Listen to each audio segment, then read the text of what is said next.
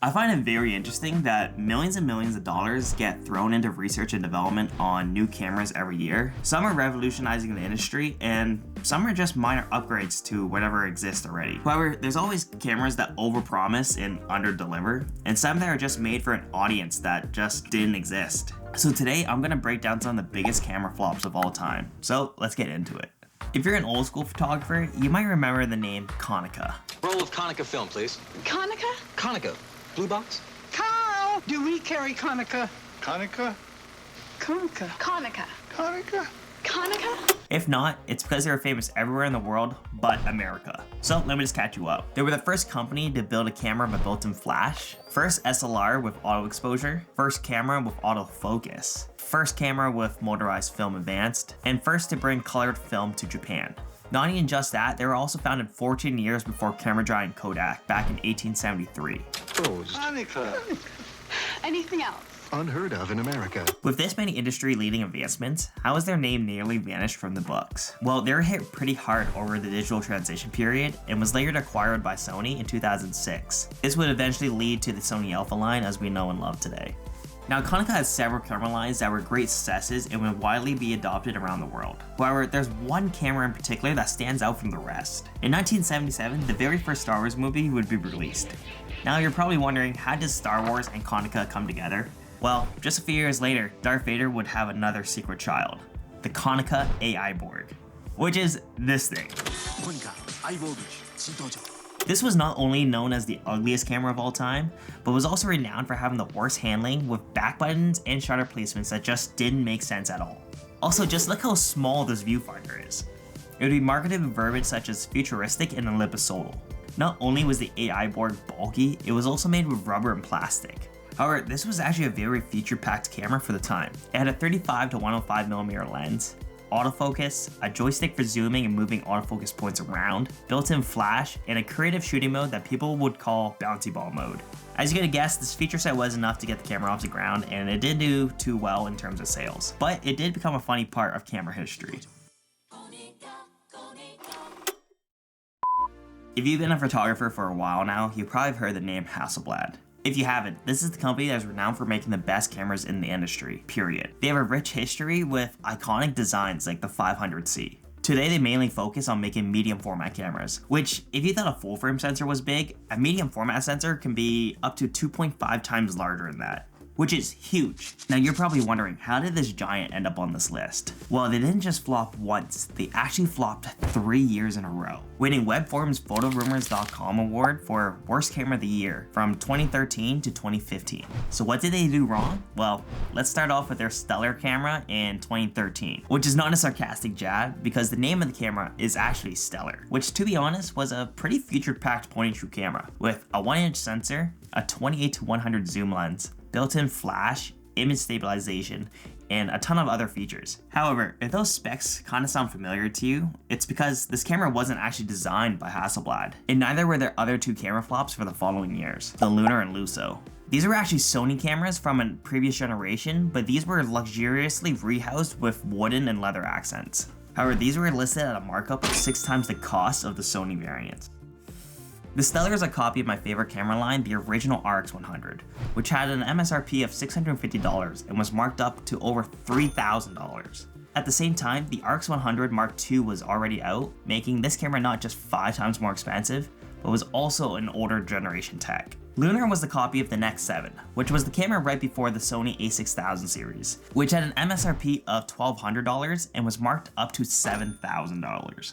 And the Lusso was an A7R Mark I, which had an MSRP of $2,300 and marked up to $12,000. The Lusso was limited to under 100 copies and was only sold in Hong Kong. So if you're one of the few individuals to pick this up, they're pretty much a collector's item and probably worth quite a lot.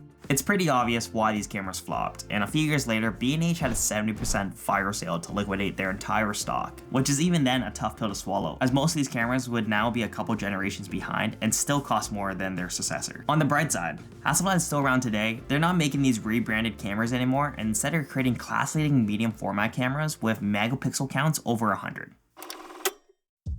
Too big to fail. We hear this all the time. However, the camera industry is packed with fails, but this one in particular has to take the cake. Are you sick of blurry photos? What if you could just unblur with one click in post? Well, this company had a solution to that. This is the story of Lytro and light field technology. Lytro was founded in 2006 and raised over $210 million in funding. Back in 2006, cameras were just slow. Autofocus wasn't really reliable and was kind of a joke. However, light field technology was the answer for this. This was a completely different take on sensor technology altogether. Instead of recording a 2D image with fixed focus, light field photography captures the entire three-dimensional light field of a scene, which includes information about direction, depth, intensity of every light ray captured. Using Lytro software, it allowed users in post-processing to refocus on different objects within the scene or alter the perspective of the shot.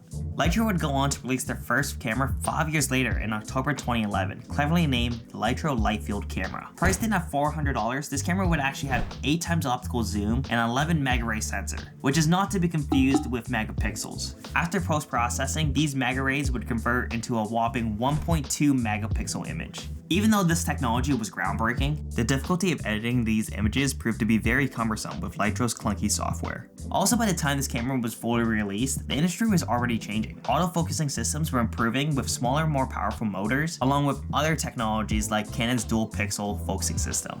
Not only were SLR cameras getting better, but mobile phone cameras were storming the industry as well, which resulted in a few dark years for SLR cameras as a whole. Ultimately, Lytro's first camera failed, and they released a second camera called the Lytro Lume, which had a more traditional DSLR shape. This camera would have a 40 megaray sensor and a 30 to 250mm lens. This camera also failed for similar reasons. Lytro shifted their focus into making VR hardware, which was never really adopted into the market, and then released one last camera for cinema use. And this camera is the mother of all cameras, even to today's standard. It had a 750 megapixel sensor, shooting up to 300 frames per second. And everything could still be adjusted in their software, just like the original cameras, along other powerful video editing workflows. However, this camera had two major problems. It needed 400 gigabytes of storage for just 1 second of video, or over 1400 terabytes for an hour of footage, which realistically is impossible for most production companies to work with. It was also a chonker machine, coming in at 11 feet long. So by no surprise, no one wanted to use this thing. Ultimately, Lytro was a mega flop and was later acquired by Google according to their LinkedIn page. It's got to be Yashica. Yashica is your camera. It's got to be Yashica. Yashica is the best. This camera was a technical success, but in the worst way possible. This camera was originally a Kickstarter and received over 12 times their original goal of 800,000 Hong Kong dollars, funded a total of 10 million Hong Kong dollars, or 1.2 million US dollars for short. However, this campaign and camera was total baloney and was a flaw for the camera community as a whole, which left a ton of backers holding the bag. This is the story of the Yashica Y35, which is a tribute to their successful film camera, the Yashica Y35, the very first camera with an electronically controlled shutter, which was widely adopted and had a ton of users with a nostalgic connection to this specific camera. The Y35 was modeled after this camera and was trying to bring a film-like experience with digital conveniences. The innovative Digifilm system was created, where you load these fake film cartridges into the camera and get different emotions, while completely staying out of the darkroom. However, once units were being shipped out and reviews were happening, everyone realized that they were getting played. Just to note, each one of these cameras were 171 US dollars. What was supposed to be a quality handmade product turned out to be this flimsy, cheaply made plastic toy, where image quality was terrible, buttons and dials were fake, loading 1600 ISO film only added fake digital noise. Some users had their cameras break after just minutes of use, and some users never even received their copy even today, 5 years later. Yashica never did anything to address any of these problems and got away with this because they made all their sales on Kickstarter, which has a lot of gray area for returns. If you dig into the campaign page, you can see that all the reference images aren't even taken with Y35 and was obviously there just to deceive backers. Overall, this was a massive flaw for the community and hopefully will never happen again. Oops. Honey, what did the fireplace in the second house look like again? Why trust it to memory when you can trust it to Polaroid instant pictures? This one we're jumping back into the 1980s. We all know the company Polaroid for well, Polaroids. But this flop doesn't belong to Polaroid. This one is going to the camera giant of the time, Kodak, for their camera, the handle. Kodak's got the instant camera you've been waiting for. Instant color photographs, that's what the handle's for, so carry on. Or EK2 in other parts of the world. The handle was Kodak's copy of a Polaroid camera. The first variation hit the shelves in 1977 and sold over 16 million other variations over 10 years. However, Kodak was quickly sued by Polaroid for patent infringements and were forced to stop production of these cameras and their film. After a few years in court, Polaroid successfully won a settlement of $909 million, which later became $925 million after interest, which is almost $2.1 billion in today's money.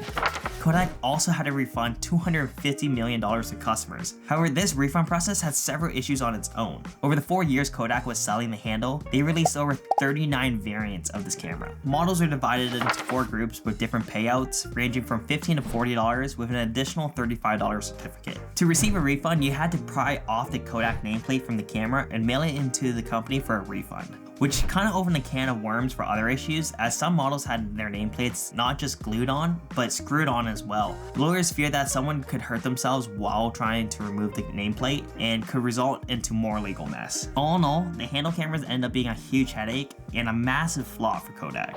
Grab onto the handle and carry on. The handle.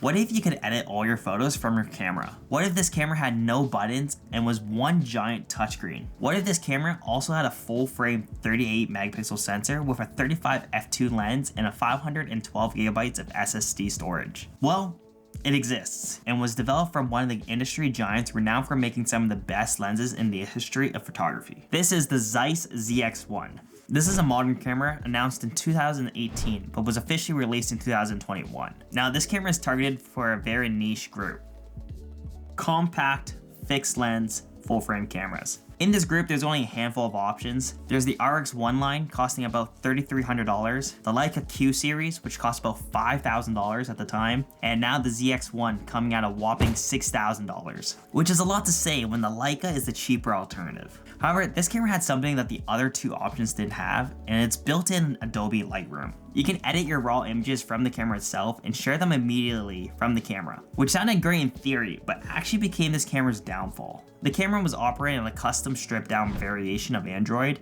which resulted in the camera operating kind of clunkily. Also, the ZX1 didn't have any of the other benefits of running Android because Zeiss removed the Play Store from the camera. So the camera was only limited to posting on Facebook or backing up images to Dropbox, Flickr, and OneDrive. Because the camera was just one giant touchscreen, it also had a weird form factor that many just didn't enjoy. The camera was a flop and was discontinued only 2 years later.